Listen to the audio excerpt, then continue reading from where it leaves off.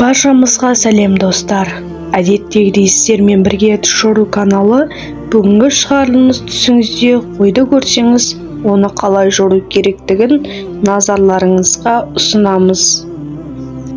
Үйленген еркек түсінде қой көруі оның алатын мол ақша мен пайданы білдіреді. Егер бойдақ жігіт түсінде қой көрсе, бұл оның жақсы мінезді қызға үйленетінін білдіреді.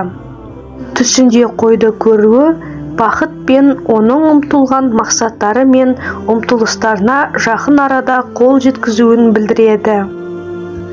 Ер адам түсінде қой көріп, оны үй ішінде өсіріп, оның басынан өткеріп жатқан қиындықтар мен уайымдардың арылуын білдіреді.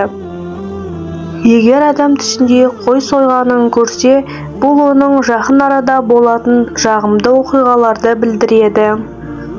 Түсінде қой көріп, оны үйде өсірсе, бұл жақсы жаңалықтар мен қуаныштың келуін білдіреді.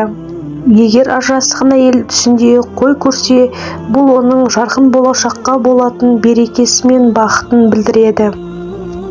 Түсінде үйде қой баққан әйелді көруі, оның жақын арада алатын үлкен пайданы білдіреді.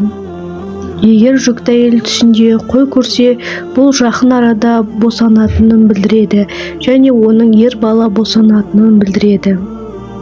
Түсінде жүкті әйел екі қой көрсе, бұл егіздері болатынын білдіреді. Түсінде жүкті әйел қой көріп союы жақын болашақты және жақсы хабар алатынын білдіреді. Түс көруші ұйқысында үйдегі қойларды көруі оның ақшасының мол болатынын білдіреді.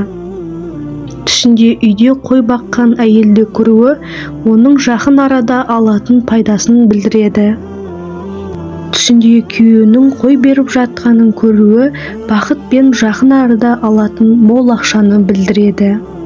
Тұрмыстағы әйел түсінде қой көріп, оны сатып алса, сосын сойса, бұл оның басынан өткерген уайымдар мен қиындықтарын арылуын білдіреді. Түс көруші, егер ол түсінде қой көріп, одан қорқатын болса, оның өмірінде көптеген мәселелерге үлкен алаңдаушылықты білдіреді. Түс көруші адам түсінде қой көріп, оны сатып алса, бұл беделді жұмысқа орналасып, одан көп пайда табуын нұқсайды. Түс көруші қойдың терісін сыпырып, жүнін алуын көруі, оның алатын көп пайдасын білдіреді.